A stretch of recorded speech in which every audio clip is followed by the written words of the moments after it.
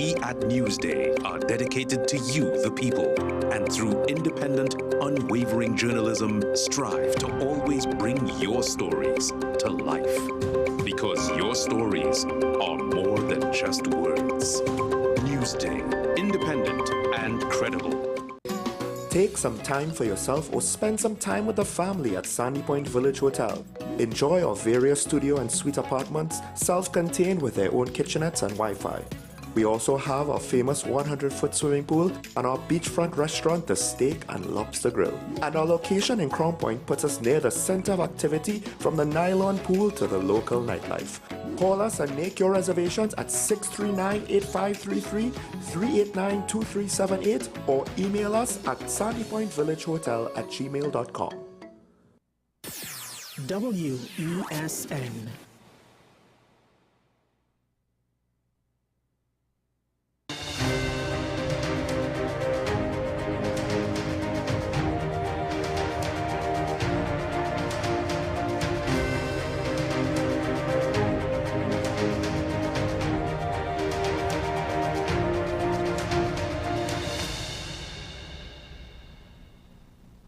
Hello there and welcome to AM Prime on WESN Content Capital. Thank you very much for joining me for this edition of the program as we continue with our analysis of the budget presentation by Minister of Finance Colin Imbers a couple of days ago.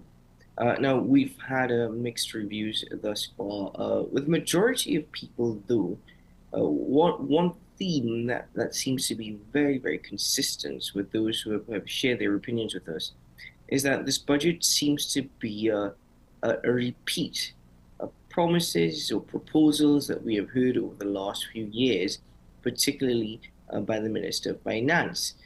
Some have even argued it's a copy and paste budget, but others have argued that in these times it's a fair budget.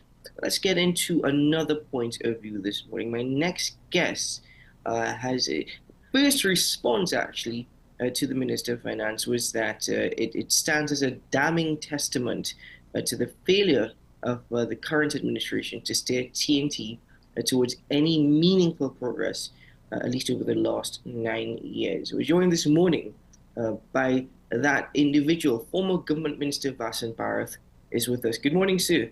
It's good to see you. Good morning, Keaton. Good morning to your viewers and your listeners. Thank you for having me on.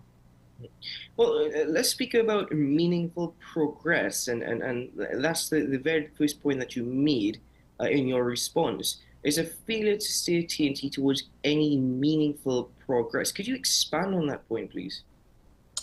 Well, I think, Keaton, the first thing we've got to contextualize is that this budget cannot be looked at in isolation. It needs to be looked at as the culmination of 10 years worth of work by the current regime, because that's how long they've been in office. So 9 years, I beg your pardon. So this budget needs to be looked at in the context of 9 years worth of taxpayers' money being spent and the quality of lives of the citizens of Trinidad and Tobago after a 9-year period. You know, sometimes, Keaton, we tend to lose sight of the role and responsibility of government. And we do that because politics in Trinidad has become almost cult-like, with different tribes supporting different parties and essentially willing to overlook the misdemeanors and the mismanagement and the incompetencies of their own tribe, when in fact it is affecting them directly and the quality of their lives directly. So I think it may be more 250 years ago, as far back as that, in 1776, when Adam Smith wrote The Wealth of Nations, he defined what was the role of government, the role and responsibility of government. It hasn't changed in the last 250 years. And essentially it is to protect our national borders. In those days, of course, it was from marauding forces. The second one was to ensure, ensure the security of the person internally. So that would mean having a legal system and a police service that worked. And the third thing was the provision of basic goods and services, and that included education, healthcare, transportation, and so on. Now, if you look at Trinidad and Tobago today, you will see that in all three of those, and of course, the roles and responsibilities have expanded over the last 200 odd years, but the realities are those are the basic roles and responsibilities of government. And if you were to score this government based on that, you would see that over the last 9 years, they have failed miserably to provide any of those services to the people of Trinidad and Tobago, or certainly to provide it in a way that reflects the kind of money that has been spent. The second thing I want to point out is that, again, we tend to lose sight of what the real purpose of a budget is, because the politics gets messed up in everything that we do.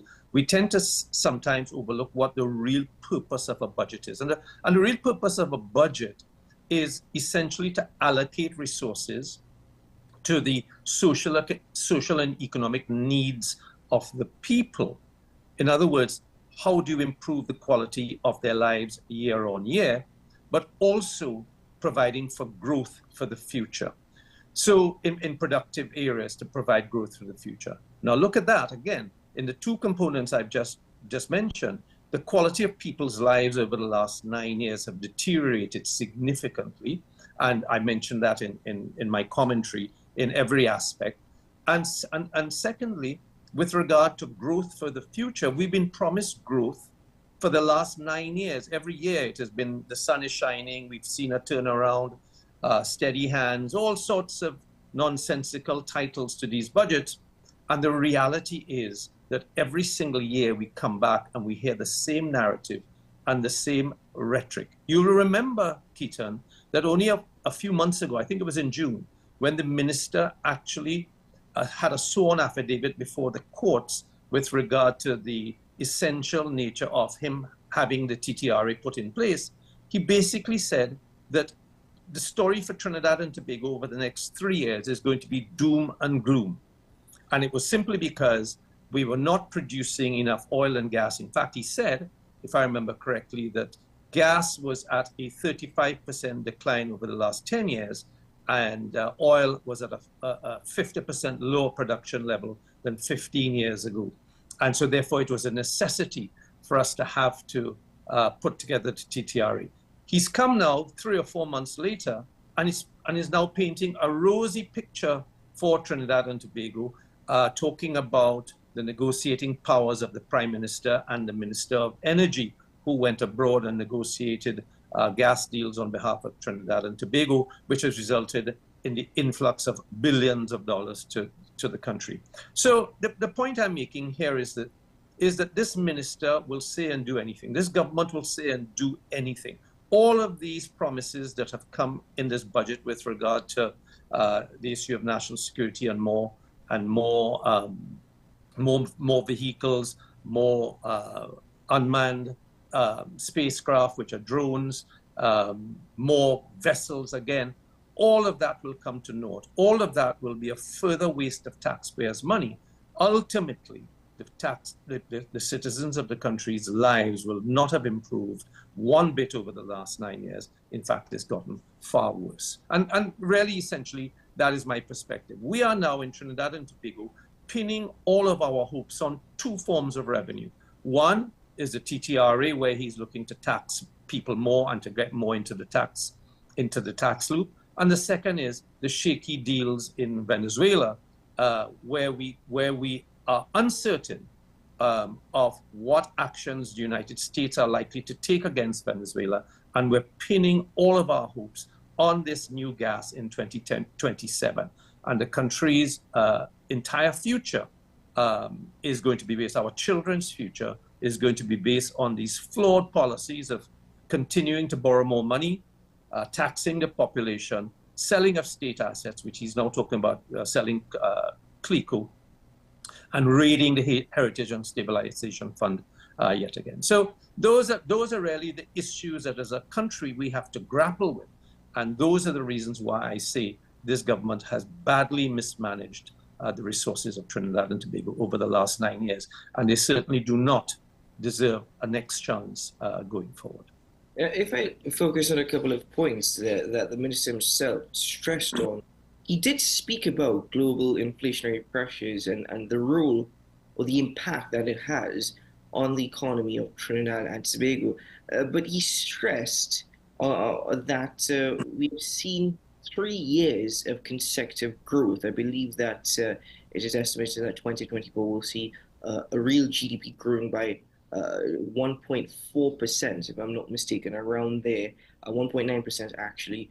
But he also made the argument that, listen, because of our policies, we have been praised by the IMF.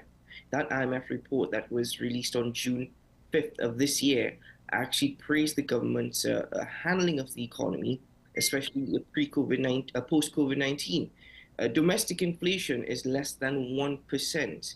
Are these things actually indicative that the government has been able to steer Trinidad and Tobago, not necessarily where we want TNT to be financially, but they have been able to manage our systems to a point that we are seeing some sort of growth? Well, let's put this in context. The only reason we've seen growth in the last 2 or 3 years is because of the war in Ukraine and the inflated energy prices as a direct result of that. The sad part of it is that we've not been able to maximize the value that we've gotten from those inflated prices because our production levels have decreased. By the minister's own admission, oil and gas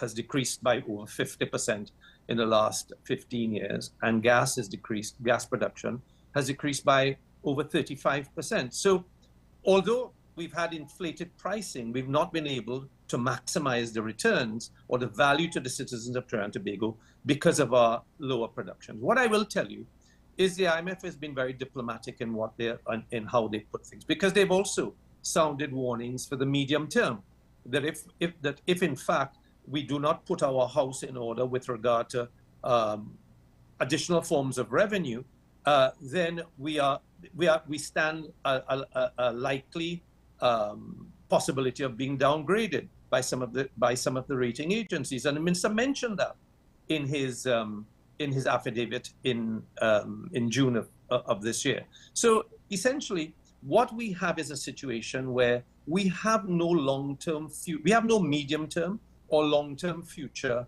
that is of our own making.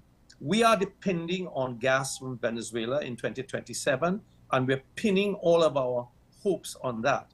If that does not happen, and that looks very shaky, it looks shakier and shakier every single day because of the utterances of the United States government.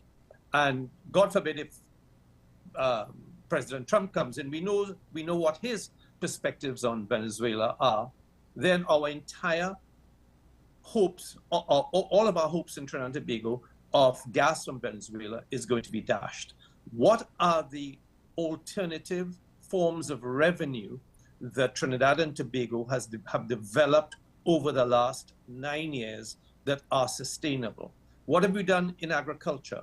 What have we done in the maritime sector? What have we done in the creative industry sector? What have we done in the financial sector, where we have a very deep financial structure in Trinidad, which we could have leveraged Trinidad and Tobago as a hub for Central and South America, for the North Americans and Europeans coming in? What have we done with our ITC backbone that will encourage young entrepreneurs in Toco and in Charlottesville to sit at home on their laptops and become entrepreneurs? What have we done with the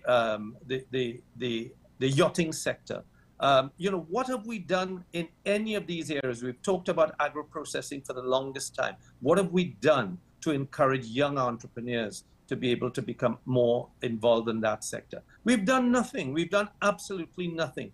It is a rhetoric that every budget, you look back at every budget, Keaton, you will see the same proposals on agriculture, you will see the same proposals on the maritime sector, you will see essentially the same proposals coming forward for the last 9 years, and you will see failure the following year, resulting in significant deficits. We don't know what the deficit is going to be for 2024, but we do know that I think it may have been earlier this year, when the minister spoke I think it was a mid-year review, and he talked about a $5 billion budget deficit that he projected for 2024, that was likely to be closer to $9 or $10 billion, simply because the revenues coming in from oil and gas was significantly lower.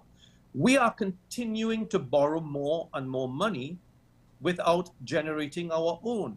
If you look back at 2015, when the People's Partnership exited government, the national debt of the country was $75 billion.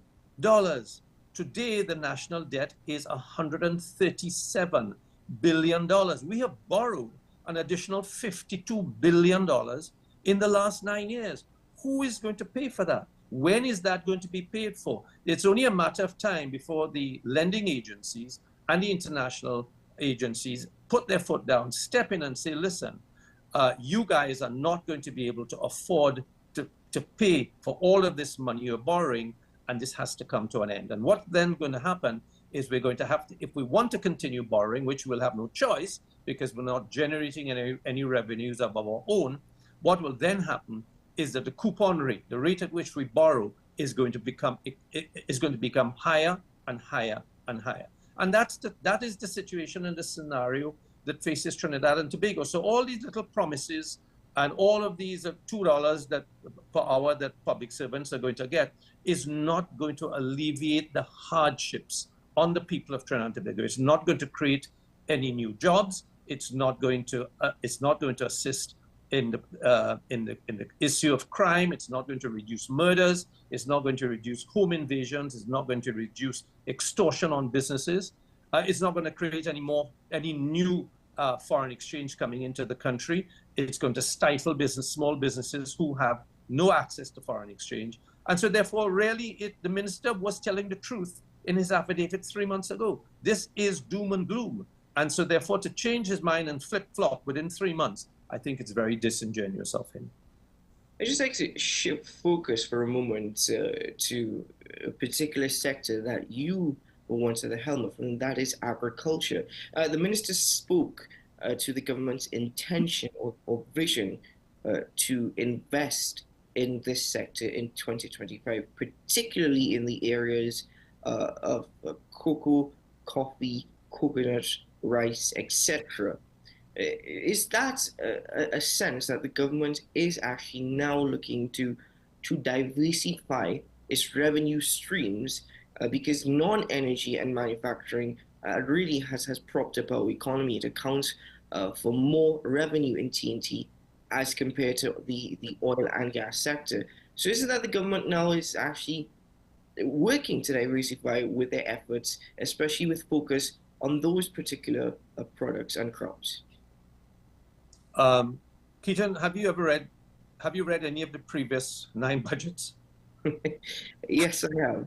Well, you've just highlighted some of those priorities for the last 9 years, none of which have come to fruition. I'll give you an indication with regard to the coconut industry. In 2012, as Minister of Agriculture, I brought in, free of charge, from the Government of India, an expert to look at the issue of the red palm mite, which was attacking the coconut industry back in just before we came in, well, of 2010, 2011. And this expert, I don't remember her name, but she was an expert in something called the red palm mite, which was attacking the coconut sector back in 2010, 2011. What did this current government do? As soon as we demitted office, they sent her packing, and that was the end of that. So since then, the coconut industry, and essentially, it takes 2 to 3 years for any interventions to take effect in that sector. So the sector has been left dormant for the last 9 or 10 years, and this is just another promise that no one really believes. I mean, why would anyone believe any of these things? They have neglected the cocoa sector for the last 9 years. Cocoa production is now at an all-time low. I think we're probably down to producing something like maybe 300 tons, 350 tons, if that much. And I want to remind those who are listening, because it's always good to put things in context. When Trinidad, and to give you an indication of the potential that the sector has, back in the 60s, it's a long time ago, but Trinidad and Tobago was producing over 35,000 tons of cocoa per annum. We're producing now 300 tons of cocoa. So it gives you an indication of over the last 9 years, government suddenly woken up today, or last week, or last month, or last year, and suddenly said, we want to do something about cocoa. But these are just all words. They all sound good. They're all great on paper. But the government's record is there to show that they've neglected the agricultural sector. They continue to do so. They've not issued many new leases to farmers. They have incentives on the books, which you can only access if you are a bona fide farmer. And you're a bona fide farmer if you have a farmer's badge. And you can only get a farmer's badge if you have a lease for your land or if you own freehold land. And as you know, Keaton, one of the biggest issues that the farmers of this country suffer is security of tenure. They don't have leases on their lands. The government has not given them leases. And so therefore, many of the farmers that I know and that I've worked with, many of them have been waiting for leases for 20 years, 30 years, and they're unable to get it. And without that, they're unable to go to the bank to get collateral, to increase their output. And so therefore, as a direct result, they're unable to access the incentives given by the government. So these incentives are meaningless, essentially. They're just on the books in a theoretical manner, not able to be accessed by the farmers. Well, we don't have a lot of time left, so in expediting the conversation, just moving forward, you have described the budget as visionless, and you articulated that this morning based on your responses. But you also described it as not being only visionless, but also dangerous. A very strong word to use in describing something. Why do you think that this budget presented by the minister is dangerous? Well, because it perpetuates this degree of stagnation and decline after 10 years. And that's why I started by suggesting to you that this budget cannot be looked at in isolation. It has to be looked at together with the previous 9 budgets that have been presented by this minister. And had this been the first budget that the minister was presenting, or the second budget, I think we could have given him some latitude of belief that some of it may come to fruition. This is his 10th budget, and so therefore we have access to his record as to how he's performed in the last 9 years. And therefore, and that record is a record of failure. So to continue to perpetuate this mindset that, this is going to, what he's talking about here today is going to be put into place and is going to come to fruition, is really dangerous for the country, because it is a record of stagnation. It is a record of continued decline. All of what we're suffering in Trinidad and Tobago is self-inflicted. It is self-inflicted. None of what we're suffering in Trinidad and Tobago is because of outside forces. We continue to talk about the effect of COVID. Well, many other countries across the world, including many of our regional partners, have long gotten over COVID and have recovered and has seen significant growth. And you only have to look at Barbados and Grenada, Jamaica and other markets where they have significant investment. One of the reasons we have no foreign direct investment in Trinidad and Tobago, Keaton, is because of a lack of confidence. And we don't have, in fact, we have capital flight, as is seen from what's happening with the current accounts in Trinidad and Tobago. We have capital flight, where money is leaving Trinidad and Tobago because entrepreneurs and people who have money in Trinidad and Tobago do not see any confidence in the economy. So they're investing outside of Trinidad and Tobago. Look at where Massey's investments are taking place. Look at where the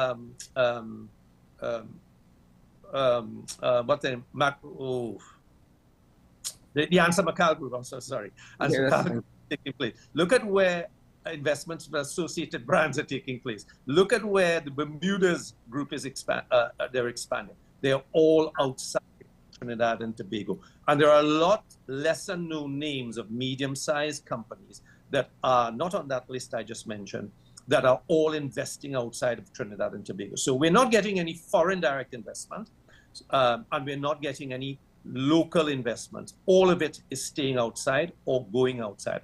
And it comes down to one reason: the lack of confidence in the economy of Trinidad and Tobago. And without investments, a government could only do so much, and government has to provide the impetus and the economic environment for the private sector to be the engine of growth. And when you look at things like the ease of doing business, you will see when in 2014 Trinidad and Tobago was hailed by the World Bank as one of the top 10 movers in the world in terms of reforms for ease of doing business. We've slumped from where we were at number 62 to 105 or 110 or whatever it is now, because of the difficulty of difficulty of doing business in Trinidad and Tobago. So until we can fix those issues, until we can remove this, I've said this from day one, this man is incompetent. He's completely and totally incompetent. He's also arrogant. And so therefore, when you mix arrogance with incompetence, it's a toxic mixture, which is why I which is why I commented that this budget is dangerous and this government is dangerous to Trinidad and Tobago.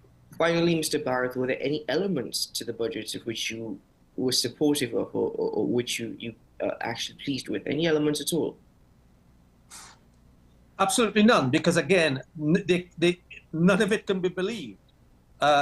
We think about the new assets that they're buying for the Ministry of National Security, the 2,000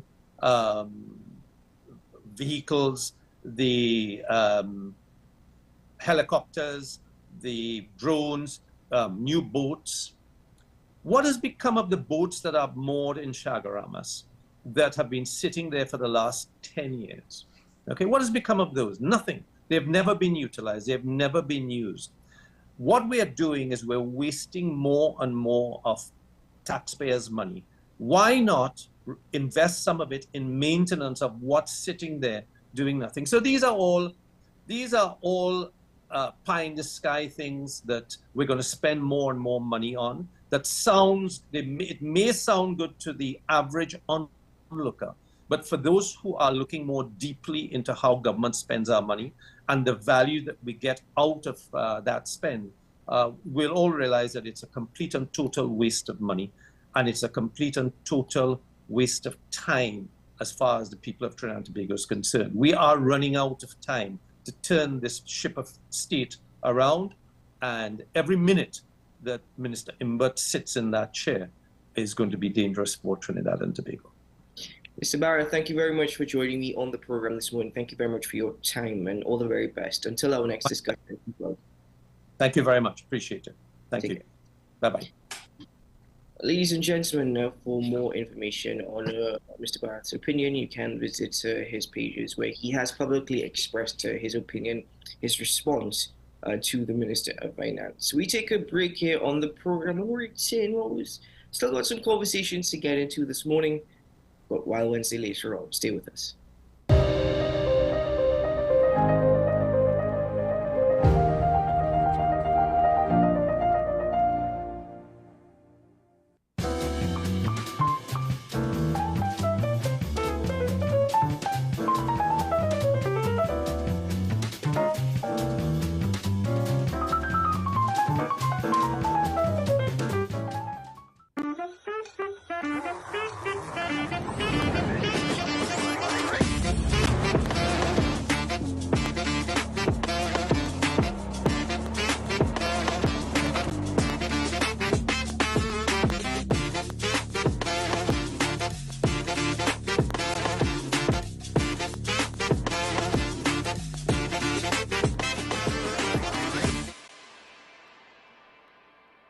Transform your home with PCU Plus. From stylish furniture to the latest appliances, we have everything you need to create your perfect space. At PCU Plus, we offer fair prices and affordable financing options that are cheaper than hire purchase agreements. With convenient locations in San Fernando, Tobago, Arima, and our lifestyle showroom in Barataria, you're never far from the best deals.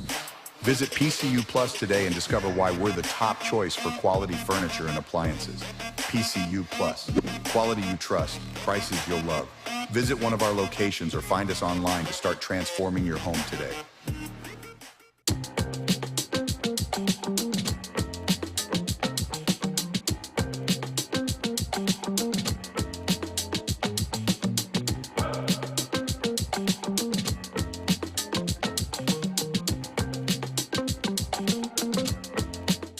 The home of Caribbean content is growing, and we welcome you to be a part of the #1 platform for young personalities who are driven to make a positive impact in society. As we continue to reach every corner of Trinidad and Tobago through our daily broadcasts, our social media pages, or through our 75+ digital billboards across the nation, contact us to learn about our competitive rates via marketing at wesncc.com or call us at 628-5835. WESN Content Capital, television with a difference. Pastor J, I want to get a tattoo. You really want to me. Respond to me how you would respond to me. The first question I would ask is why? Controversial taboo topics. We get so consumed by church, we forget that we have to live the life of being a Christian outside of the Sunday. Like you say, services. we think going to a service makes us a Christian. Exactly. Yeah, right. So we are about to hear the second time Pastor J wanted to take a tattoo. Would have been late last year and early this year. Oh gosh. Hope Unfiltered podcast with Pastor J and Ren. This is Face of Sports, WESN Content Capital. How you felt about the kiss on the lip? That's the business. I'm nothing to do with that. I find that was distasteful. The national senior team, whether you like it or not, that is the model for all other teams to follow. I'm assuming that the regional requirement may be a much stricter requirement. This is not about Pro League and Super League. This is a league run by the Normalization Committee that I'm responsible for. Nobody expected FIFA to fund this arrangement. If we don't get a professional attitude towards this, we are doomed for failure. You break the balance, trip the leg, control the body. They ain't gonna stand put forever. Why you want the Chiefs to lose so? Why you want the Chiefs to lose so? They already have two. Lamar don't Why? have. You're jealous because you know the Chiefs getting closer to the Patriots. Let's go to the last part. Let's go to the last part.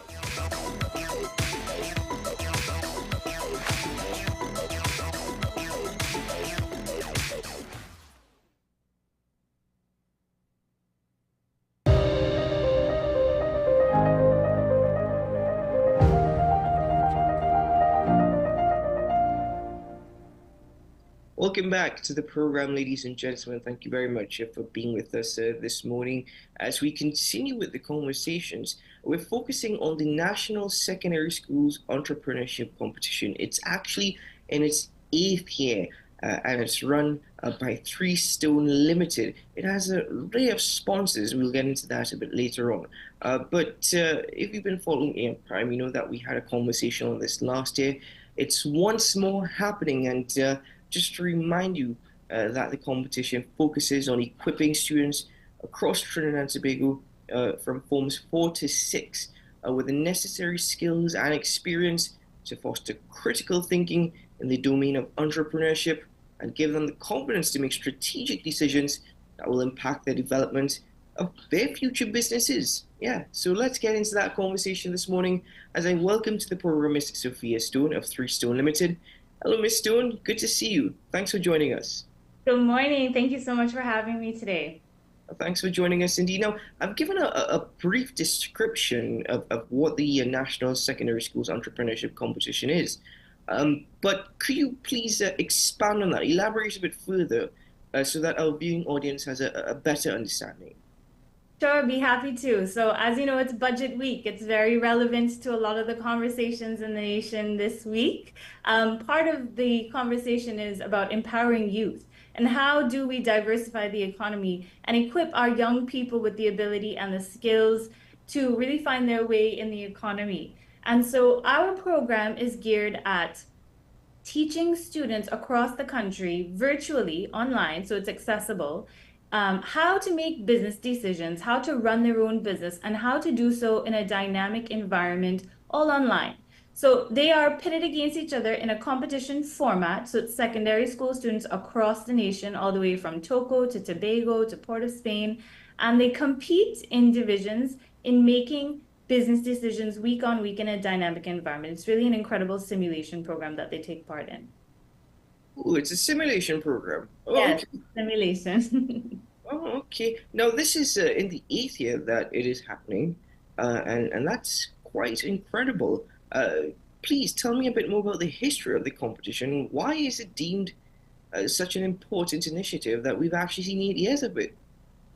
Yeah, so we're in our 8th year and we're really proud about that because the reason why we started this whole competition was Trinidad really needed something like this. And we didn't have an opportunity for our young people to engage in entrepreneurial decision making without consequences. And so doing it in a simulation really offers them the chance to do so without a huge cost, and it's done all virtually. So when in 2017, when Dr. Christian Stone had been exposed to this simulation, he really felt like Trinidad and Tobago needed this opportunity. Now, of course, to run something like this is quite expensive. So we have to thank our sponsors who we've partnered with to make it possible. Shell Trinidad and Tobago, the Massey Foundation, Guardian Group, First Citizens, and PwC Trinidad and Tobago, who came together and really realized that investing in something like this to give students the opportunity to really be part of that experience was worthwhile. And we're seeing the benefits. Over 8 years, we have a lot of graduates who have now started their own companies.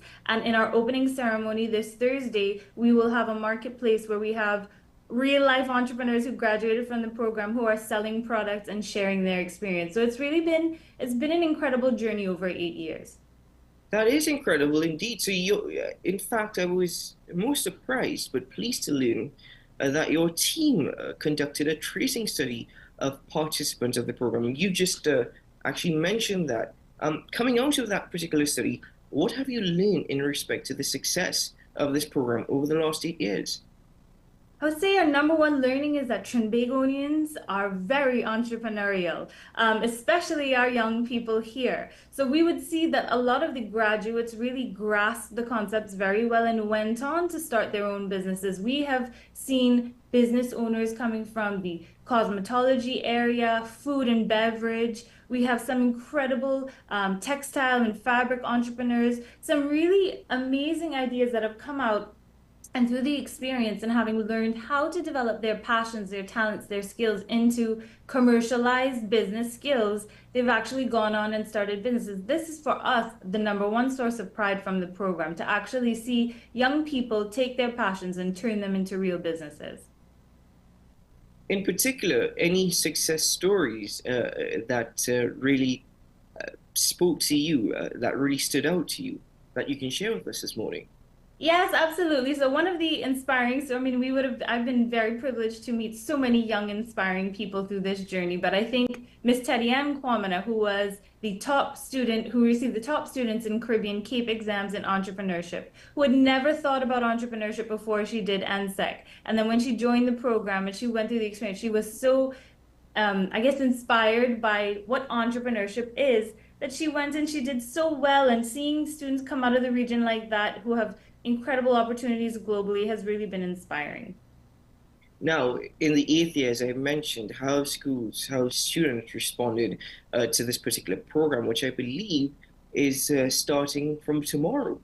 Yes, tomorrow is our opening ceremony at Napa, so we're really excited to invite our 8th cohort.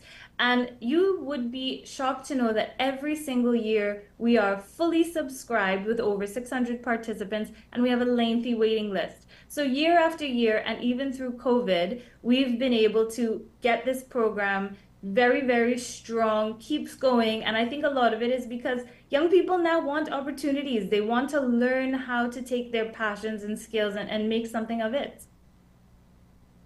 Did you just say that you have a waiting list? Yes, we have a waiting list every year. We have a long waiting list of students who still want to get in, but unfortunately there are limited spots. So for 8 years straight, we've had a waiting list. Wow, that is absolutely incredible. So then I'm curious to know then, because of this waiting list and this oversubscription, what are some of the skills or knowledge that students do gain from participating in this competition? In fact, you can gain such knowledge and skills, but how could this be applied to the real world? Yeah, so through the simulation, they act as though they are the business owners. They're taken through a range of decisions that they have to make through 6 weeks, ranging from marketing, HR, finance, where to put their factory, things like this, real world decisions that they'd have to make if they were to start their own business. And what they come away with from this experience is a lot of teamwork, a lot of communication skills, a lot of strategic thinking, critical thinking skills, but they actually learn the real hard skills in businesses like marketing, like balance sheets, like finance, like projection, things like that. So it really is quite helpful when they finish it. They really feel as though they've gotten what I like to call a mini MBA. You said this is for students from forms 4 to 6. Any possibility or chance that it could be applied to adults such as myself? You know, that we could probably use this as well? Yes, we're asked that question a lot, and certainly it has. And you will be actually shocked to know that this simulation in particular is used internationally amongst adults in academic applications, like in MBAs, in workplaces like Apple. Big companies use it as well. But our Trimbegonian students have performed phenomenally well. And we had a ranking that said, I think it was 13% of our participants ranked in the top 1% globally in their performance. So as I said, Trinbagonians really are entrepreneurial, and this simulation has helped us prove that. Why has Three Stone taken it upon itself, though they are sponsors, why has Three Stone really taken it upon itself to invest in this program and to really, have it available to students across TNT? I think at Three Stone, all of us are entrepreneurs. We've walked the journey of starting our own businesses. We know the highs and lows that come with it. And I think every single one of us on the team, when we saw what this simulation is and what it can do and how it can transform young business minds, we all felt that this was something we wish we had coming up. We wish that it was something we could have experienced in school, and we felt really passionate about making that opportunity available to students across Trinidad and Tobago, because the youth is really the future. If we are able to make some kind of change at that level, I genuinely believe we will see that in the future and as a better place to live in Trinidad and Tobago. We've got 8 years, so we're already seeing it, as you said, through these success stories. Right. At the end of the competition, what happens exactly at the end of the competition? Is there a ranking system? Is there a winner that sort of end to the entire competition? I always like to say anyone who gets to finish this whole experience is a winner. But yes, we do have a ranking system. We have the top 3 teams, and there are some incredible prizes. We have Apple MacBooks to give away for the first place team. We have iPads, AirPods, all kinds of Apple. Even young people like these kinds of technologically irrelevant products. But yes, there are prizes, but we rank, all of the schools actually get ranked in their divisions, and we have an incredible closing ceremony where we celebrate the accomplishments of all of the participants. We have some entertainment, and it's really a great experience.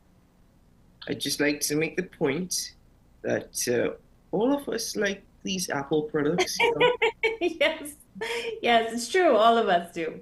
So again, just putting it out there, we adults don't mind participating as well, though we're probably going to get a lesson from these secondary school students.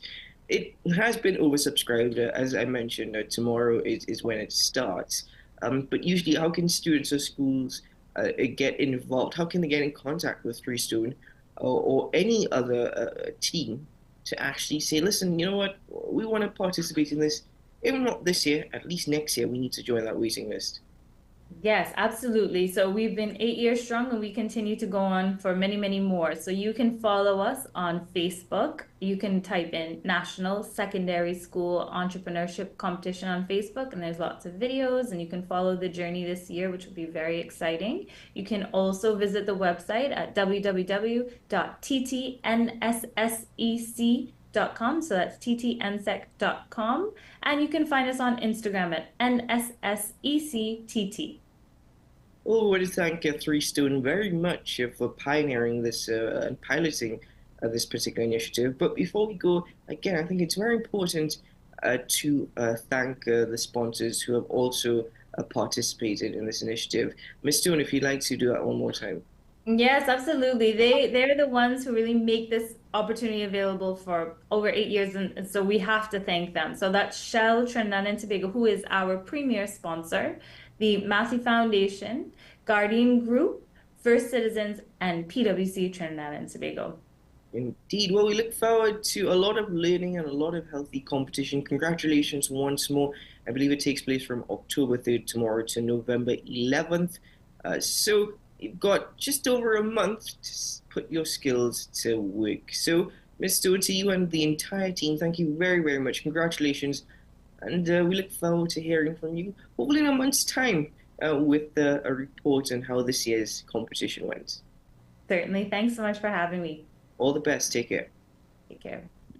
Well, ladies and gentlemen, just to remind you once more, if you'd like more information, this is not just for schools or for principals to actually have an idea. You can get information yourself. You can get to the website. That's www.ttnssec.com. That's ttnssec.com. Or you can check out their social media pages. That's Facebook and Instagram at NSSECTT. Repeat that once more, NSSECCTT. Or, sorry, that's one C. It just looks so long across the screen. It's NSSECTT. Or you can email them at admin@ttnssec.com. You just need to remember NSSEC. That's all. National Secondary Schools Entrepreneurship Competition. Just remember that acronym and you can get a lot more information. So best of luck to all students and schools who are participating in the competition this year. Prizes sound fantastic, but the learning opportunities sound even better, especially if we're applying this to the real world. All right, ladies and gentlemen, we're going to take a break here on AM Prime. When we return, it's Wild Wednesday with Ricardo Mead and the teams, the volunteer at the El Socorro Center for Wildlife Conservation. Stay tuned for some exciting animals joining us shortly. Stay with us.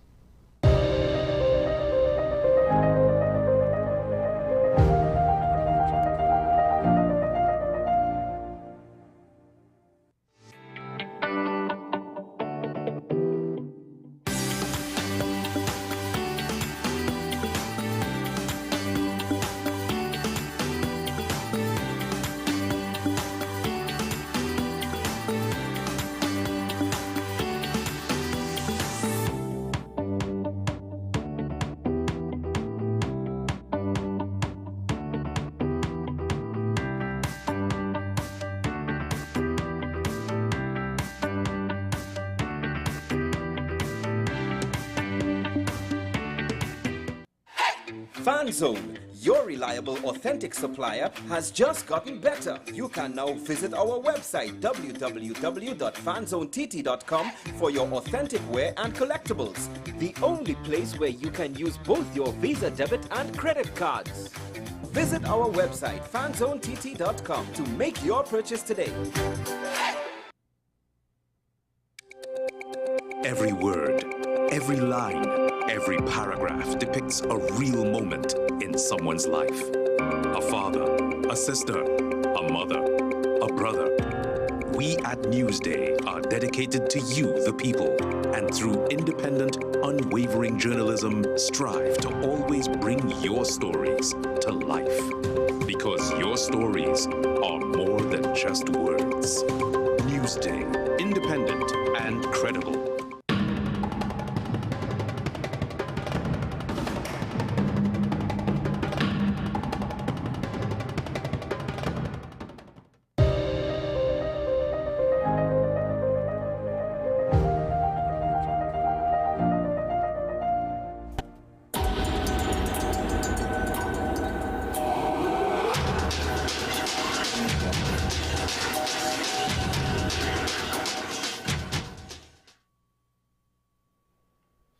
Well, as I said, with all the rumblings this morning, if you think Wednesday wasn't wild enough, we've got Ricardo Mead and Jeremy Beecham in studio with us this morning for Wild Wednesday. Good morning, guys. Welcome back.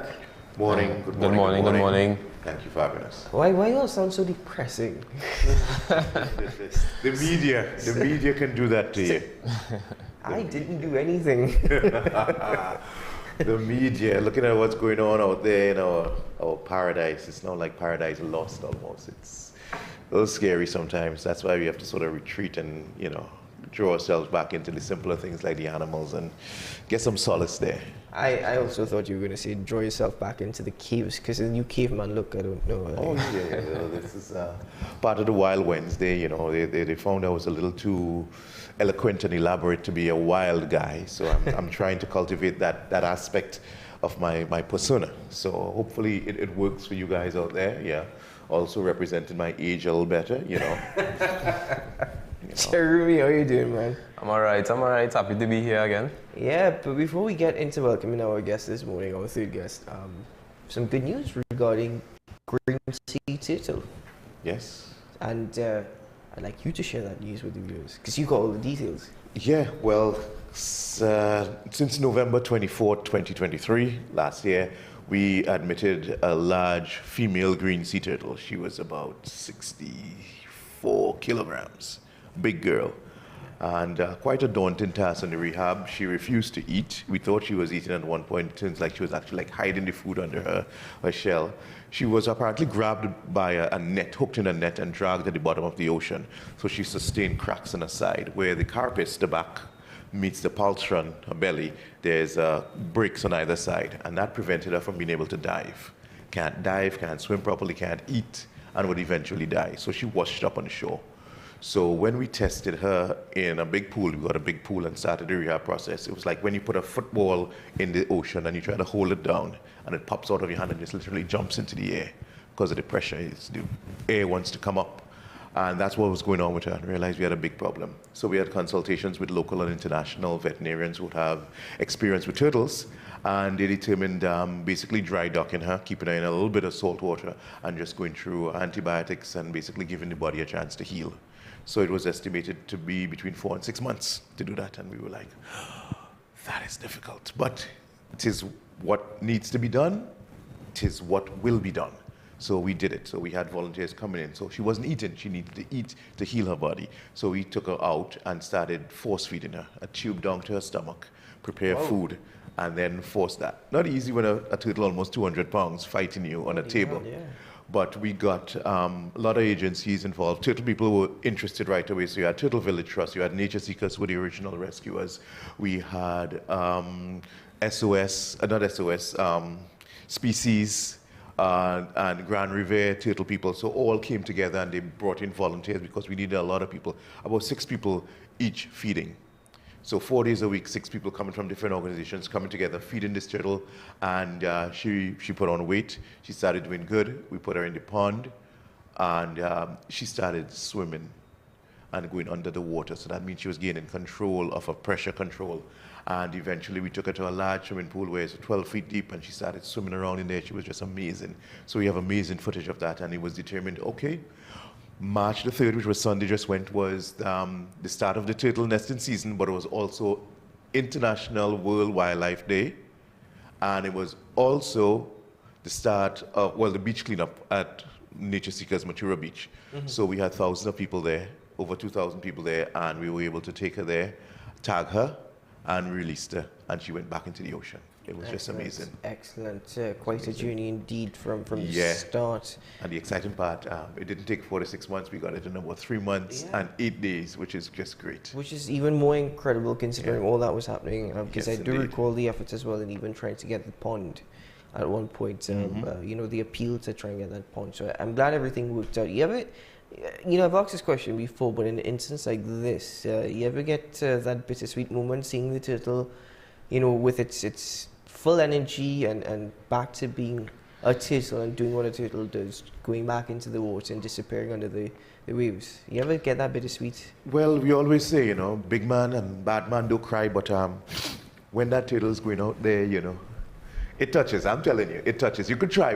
There's thousands of people around, and I'm trying to just be, mean and bad and big, and it hits you. When that moment there, it hits you, and you just gotta turn your back a bit to the crowd and just take that deep breath or pretend sand got in your eye or something. But it hits because it's bittersweet. You're happy the turtle is going back out, and then the uncertainty that something like this may happen again. But you've done everything that you've done with the people amazing group of people, and we're looking forward to doing a turtle hospital now in Trinidad, which we should have had for the past 20 years, to tell you the truth. But we really need it because we have lots of cases of turtles coming in, and we need better resources to be able to handle them instead of last minute is now scrambling to make it happen. You know it's going to happen, be prepared for it. And it's a good thing you've got Jeremy on board as well. I'm pretty sure he could probably lift 200 by himself. 200 pounds. Yeah. Yeah, well, scary. But nevertheless, guys, it's a really good news in respect to the green seed turtle. But, as always, we do have a guest with us this morning. And I'm excited for this one because I saw the name of the guest this morning yesterday. Googled it immediately. Saw exactly what it was. And it's a bit scary looking, isn't it? It's a bit scary looking. Who do we have with us this morning, Jeremy? We have the tigre, or also known as tiger rat snake. It's one of the larger colubrids found in the world, I should say. Really? Yeah, one of the larger colubrids. The species here, the specimen here, shall I get him out? Oh yeah, you can go over it. So we have... This guy is quite chilled at times. At times? Wow. Alright, so you'll notice he puffing up his neck. This is a defensive defense they will do to try and make this appear bigger. This is a rat snake? This is a non-venomous snake? Non-venomous, yeah. This is, now look at him, whoa. And this is the thing, if people see these snakes in the wild, they're going to immediately think, hold on, this is venomous. Yeah. Yeah, they can always be careful. They could be a bit nippy. Yeah, he's definitely. But I'm also intrigued at the shape. Look at the shape of the snake itself. Just extend your arm, let him go across you as a tree. Okay. So a thing like that there. Yeah. What do you notice about the shape? It's triangular, isn't it? Yeah, there's a sharp ridge along the back. What else do we know like that? What other snake you know like that? I can't think of it at the top of my head right now. Kind of like if it's almost it's like a cutlass, right? It looks like a whip to say something. Yeah. But the edge would give you the feeling that it's like a cutlass, right? Like a machete. Yeah. So this is what they call a cutlass snake as well? But not a cutlass snake. It's in the family. The machete is one of the more common ones. Yeah, keep him from getting under the desk so he doesn't get entangled in any wire works and so on there. So he is a bit long in terms of length for a rat snake as well. How long do these guys get in terms of length? I would say about 9 feet. 9 feet? Yeah, you'll get up to 9 feet long. Whoa. And this is why I got excited yesterday, because I saw the snake, I saw the color of the snake, and very similar, not completely very much alike, but very similar to the tiger snake, which is one of the more venomous snakes in the world. But if, as I said, if people see these snakes in the wild, they're going to think it's venomous. They're going to, in fact, one of the expressions I heard yesterday from someone said, if I see this, the cutlass coming out. I mean, that is Trinidadians' response to all snakes. But with regards to these guys, there's what they will say, they will bite you like a dog. The snake will run along and bite you like a dog. I would prefer to be bitten by the snake than to be bitten by a dog any day. I've heard that expression as well. When the snake bites you like a dog. Yeah, this is what they're referring to, this and the machete. Right. But these are defensive snakes. They will basically, most of the time what has happened, when persons encounter the snakes in the wild, they will be in the part of where the snake, his den is, or where he would normally go to rest. Mm-hmm. So the snake just trying to get to that spot. He's posing for the camera. Yeah. He's been posing. He's like, I'm looking at the camera, I'm looking at you, the viewer. Yeah, don't mess with me.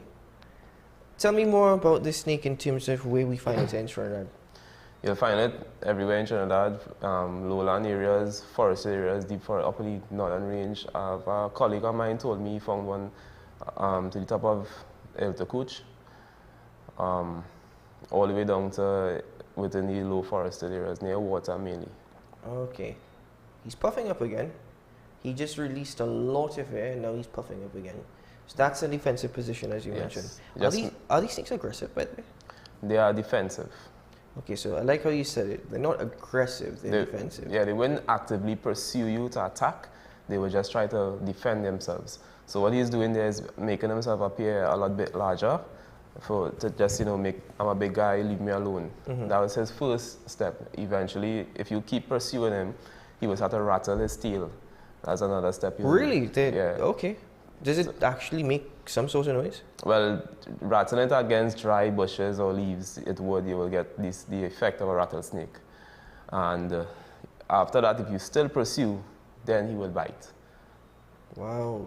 Ricardo, why is he shaped this way? Like I said, the shape is most unique. I've never seen this snake before. I never even heard of it until yesterday. Why this particular shape? Speed. That's part of his whole makeup. He's a fast guy. He's not so much, he will lay in wait, but he is fast moving. He's like a racer, like the black racers in America, similar sort of makeup. They move very quick. So it's a quick moving snake. So it's not a lumbering snake like the constrictors. Constrictors are lumbering. Although their strikes are very fast, but a constrictor will never really move quickly through the bushes. This guy is light, is lent. See, he's wiggling the tail there a little bit there because I'm moving, so he's detecting and noticing me. And he will go across the length and the shape and the distribution of his weight allows him to go across branches quickly to move on the ground. You're rattling his tail. Yep. So should I let go of him? Am I in No, you're fine. You're fine. Yeah. He's very visual, so the fact that when Ricardo moves with his hands and stuff, they have very good eyesight. Yeah. They will actively pursue their prey rather than sit and wait like a constrictor. They will actually pursue their prey through the forest, through up the trees to go towards birds or rats, mice, bats.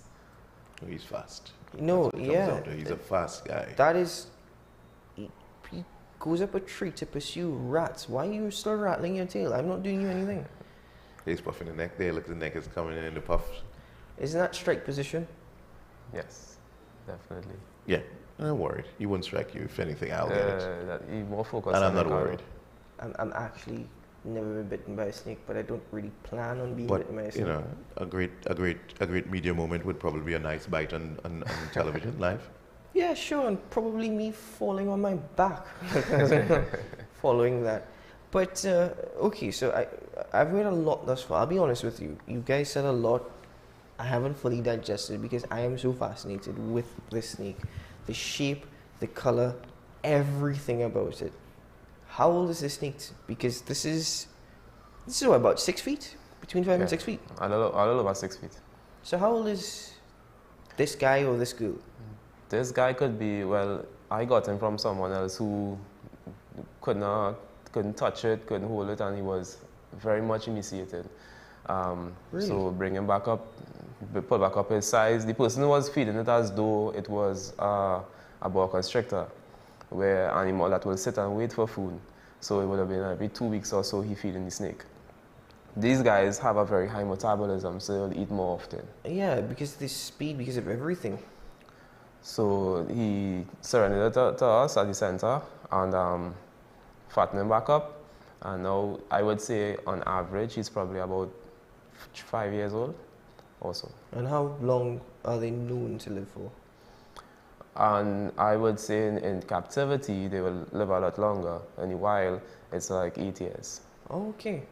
Is this guy going back into the wild, or? He might stay as an ambassador, seeing that you have never met one of these guys. And a lot of persons would see these snakes and decide I've heard persons say it's venomous. You hear a person say it's, what do they call that snake from Africa? The black mamba. Yeah. You know, and so and he's a very chill specimen. He don't try to bite that often. Yeah, if you meet a wild tigre, we wouldn't be able to sit here comfortably. That snake will be all over the place. He's rattling his tail even more and more. Because he's picking up the motions. Yeah, just the motions. They are very visual. So my hand moving, my head moving, he's focusing on that, he's looking at that. Motion trigger. It's like a motion sensor in his body, and that gets him off. Oh, okay. So when the animals move, he'll respond to it and goes after it. He's quick, almost knee-jerk. If he might snap my finger there, he's very much, see that there? Yeah. So I'm snapping my finger, my arm is on the desk. So when I snap my finger, my arm is vibrating on the desk and creating, so he's getting that sensation and he's looking at the movement and he's like, okay, are we going to eat this today? Yeah, but he's looking more at me. Right? No, he's going to start looking at you. you. No, he's going to turn. But it's just an amazing thing to see their movements, their motions. And at the end of it all, you get a bite from this here. It's a couple little dots, pinholes on your hand. Where the bite might seem bad is if a lot of times snakes like this, the cascabel, when they latch onto you, you pull. Oh. Causing that ripping. Someone who's more experienced, you know, if you get bitten, they would just hold on for a second and the snake would be like, yuck, and release. But an amateur bite and pull, it would really, you know, tear your skin and then, of course, cause a lot of bleeding, and it looks much worse than it actually is. So there you get the saying, it bite like a dog, but no. So I'm being straight up honest with you. No, he's non-venomous, not very aggressive. I'm very nervous right now. I actually do feel very nervous. Why don't you just take a bite on your arm and get that over with? No. Because I think that's what the fear is. If it bites me, what is it going to be like? I'm good. I'm really good. You can present just your arm. You have a jacket on. I mean, you may go for the bare skin as opposed to the jacket, which you should. That's the thing. It's not the skin, it's the face. You know, it's what they refer to as the moneymaker. But don't worry, you'll be great as a Scarface. I think Jack Sparrow has a scar too. Yeah, why not, actually? You put a little headband on you and I think Jeremy's more the Jack Sparrow than anything else. What about the scales on this guy? The scales on this guy are also something very unique. I've never seen that before on a snake, where they seem so... Alright, Jeremy, I think it's time for you to get some from your chair and come and take this snake. Just unhook your microphone for a second. Yeah, you're gonna unhook that microphone. No, from your, yeah. You can just move your right arm and, you know. Yeah, you can just slide them across towards Ricardo. Really? You sure? Yeah. And Ricardo could probably... We're ready for bites. Come on, yeah, send him. Come on, send him. Push him, send him, push okay, him. Cool. Push him. Hello, I'm not holding you today. Come on. Yeah, see? Now he's focused on me, and now he's going to bite. He's going to swing back, and he's going to get you. You have to forgive me. I'm fascinated with snakes, ladies and gentlemen. I absolutely love them. I'll touch them. I'll hold them. This is the first for me. And I'll be honest with you, probably if you're feeling that rattling on your hand as well, and if you turn around and saw him, you would have felt nervous. I was actually feeling quite nervous because of just how he was turning. You're seeing him puffing up, and you're feeling him puffing up. You're feeling the rattle, but believe you me, I am no crocodile hunter, Steve Irwin, that could probably, where he would go up and kiss a king cobra if he could. That was Steve Irwin for you. But it's a first step, and I have to say, again, if I were to compare this to the tiger snake, they do look very much alike. They do look very much alike with the yellow underbelly and the black stuff. But again, getting back to that situation in respect to scales, the snakes that we've had in studio before, I haven't seen scales like that where they're so, it seems spaced out. Yeah, it seems like it's on an elastic. Yeah. And then it just expands. Is that because of his speed and shape as well? That's part of it also. If the snakes were like on the constrictors and so on there, that would actually limit its mobility and speed. It will still move very well, but this way, with that sort of elasticity and that movement you get with the scale, that helps him to move very fast. How fast he's moving. Yeah. Do they move on water as well? Well, not really on water. They can swim. So I would imagine that they would go across, if they have to pace across a river, they will do it very quickly compared to the lumbering sort of movement of a regular constrictor. Yeah, he's really active. Even the tongue is black. The tongue. Yeah, the tongue is for me the most amazing. The head and the tongue is just the most amazing feature. It's incredible. Snake. Jeremy, he kind of went straight to you. I guess do snakes really know who the individual is? Because he seems very comfortable with you. I would like to believe that he would recognize me because this is a very visual snake. He would. However, it's based on how you handle them. If you were to just get into it, rather than a lot of persons will see this and they try to edge towards the snake, that makes any animal nervous. Yeah, you corner any animal, it's obvious response. Yes. So what you need to do is just get into it. You grab him up, pick him up, and he'll be fine. And the advice I also received from Jeremy Lewis is, you see this thing where they constantly go above the snake for their head? Correct. Try your best not to do that. Go for the belly because it mimics a predator. Exactly. Oh, wow. Okay, so I know you said these guys eat birds, rats, bats, that they go after all those things. Wow.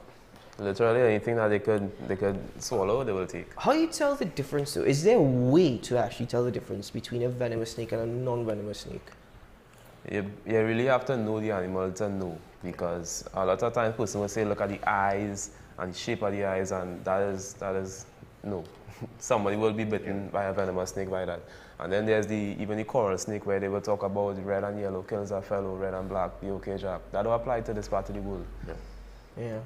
Because our coral snakes are red, white, and black. Yeah. These small coral. You have to know your animals. I was That's just what about it to comes down say, I've never even heard that saying because I was taught growing up that any coral, be it red and black or red and yellow, you know, stay away. Looking at documentaries and from North America, from Australia, those parts, persons would hear that saying, red and yellow kills a fellow, red and black you catch jack. I learned that from watching Crocodile Hunter.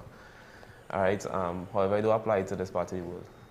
So the South Americans, no, you will be bitten and you will be envenomated by a highly venomous coral snake. But this doesn't look like any of the venomous snakes that we have in TNT actually.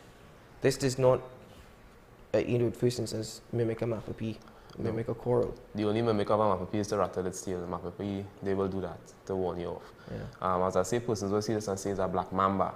Kill it. It's not a black mamba. A black mamba, I don't think a black mamba is even as black as this. Black mamba's mouth is exactly, black. yeah. Not the scales. The scale, it's more of a grayish, brownish snake. Yeah. You know, does this guy have any given his defense mechanisms, how he looks, the rattling of the tail, the puffing, does he have any predators? Yes, of course. Of course, is it? Yeah. Yeah, of course. Somebody will always try to eat you. And I'm assuming it's a predatory bird. That's one. That's one of the main That's ones. one. Yeah, that's one of the main ones. Yeah. What else is there? Well, there's like the tyra would eat them. The colored peccary, the wild hog will eat them. Oh yeah. Wild hog will eat anything. If you're given a chance, it will eat you in the wild. Okay, especially for a whole band of them descend on you, you're in trouble. Okay, so yeah, but the white hawk is one of the most noted predators of these guys because of where they live. And of course, we've met the white hawk before, so you can understand his main diet being reptiles, and this is a reptile that is of nice length and so on. And he would try to take one down quite easily. Wow. Would they fight back though? I mean, yes, the white hawk could hit it from above, but would the snake fight back? Would they try and swing at the? Yeah, but it will have minimal effect. You'll have to be a big one like this to really have an effect on a big white hawk. Because of the body construction, which is slender. White hawk grabs this, the pain and damage is going to inflict on it, and then it will almost immediately go for the head. I'll tell you something. So, on the list of snakes that have visited AM Prime previously, I think this is my number 2. I'm honestly conflicted between 1 and 2. I was absolutely fascinated by the green anaconda. I was absolutely fascinated by the green anaconda. It was incredible. It was beautiful. The eyes, everything about it was just... This guy, I've never seen a snake like this before, and he is stunning. And I'm, as I said, conflicted between 1 and 2 right now. But amazing. I'm glad for the experiences, and I'm glad that we can educate. And as I said, I did feel a sense of anxiety and nervousness for it. Because look at that pose. Even with Jeremy, whom he should be accustomed to, he's going into his strike position. So, folks, when you are out in the wild, if you ever come across these snakes, as Jeremy and Ricardo have mentioned, they are defensive. They are not aggressive. Leave the snake alone. Do not try and attack the snake in any form or fashion. Just leave it. You're in its home. It's not invading your space. You're actually invading its space. So just leave it. Guys, anything left to say about this guy? I mean, I didn't even ask for a name. I'm assuming there is a name. Or there's not a name as yet. No, there's no name as yet. Okay, great. So if you'd like to help Jeremy and Ricardo name the snake, you can send your suggestions to us here on AM Prime. You could. We're not saying that we're going to accept it or take it, but you could still send your suggestions. We're always open to that. We would definitely not be accepting Blackie. That is the most overused name, and it's not a put on. We're not. There you go. So there's no bite as such, is there? That's a bite. It bit me, but nothing happened. It literally didn't burst my skin at all. Look, there's no blood, nothing. That is a bite. Being defensive. Just being defensive. He literally just try to push me away, like, leave me alone. Yeah, because he's pushing himself back now. Exactly. Yeah. So you pursuing this animal, it not trying to bite you, just want to get away from you. Yeah. Well, that does a lot for language as well. Certainly it does. Anyway, guys, we're out of time for Wild Wednesday. Thank you very much for an amazing experience and an amazing animal once more. Yeah, his pose there is just amazing. I'm sure he's glad to be on set. Can we get yeah, look at that. There we go. Look at that. I think we have to look into white countertops now. If you're gonna put in animals quite like this, the white countertops. It's better than the pirates. Forgot to tell you about what happened to the pirates. Yeah. So we would not be bringing on any green iguanas. No, it's just not gonna happen. Next thing I think it's a Cuban blue iguana. We would need an old iguana. You know the ones that are brown. He can bring him. He can bring it when it's brown. Right. That might work. That might work out. Yeah. Anyway, folks, that's it. Thank you very much for another Wild Wednesday. The most amazing thing is that I get to experience this all in studio. But Ricardo and Jeremy have always been kind. If they have time, they actually go out on the streets and meet some patrons on their way to school, on their way to work, and they've stopped to pet snakes before. Let's see if they might pet this one this morning. Guys, do have a great day ahead, a productive one, a safe one. Jeremy, Ricardo, thank you very much once more. Thanks for the bite demonstration as well. Thanks for having us. It's always a pleasure. Ricardo, I don't think he likes the beard, man. That's why he's posing up like that. You gotta get accustomed to it. It's gonna be here for a while. When it touches the desk, I'm not complaining. I had a bed for. It's a new wild look for 24. That's good, man. So And it's not like I went out and I bought it. It just sort of grew on me. You could buy beds. You could buy anything. You man. could buy anything you want. You could buy half your body parts in them. Yeah. We'll know.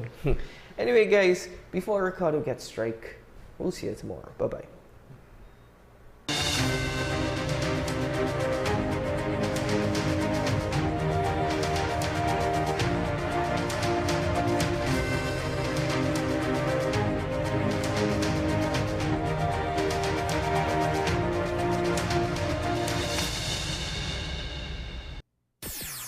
WESN.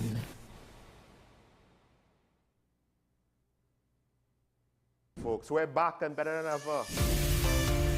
Your show have always appeared to be a show that is focused on going to the cause or looking to the cause. We hardly ever talk about the white-collar crime, though. We always talk about the ones that involve more as physical violence against individuals. The citizens will only measure transmission when water starts to flow through their taps. Because the vision doesn't talk about local election. Contract mafia that's responsible for looting the country and they own and operate these politicians. So if you are running a country and you can't say nothing as a prime minister, please take up your bag and go. It is not comparative to the murder figures, but it is in fact very high. I believe he's protecting certain individuals.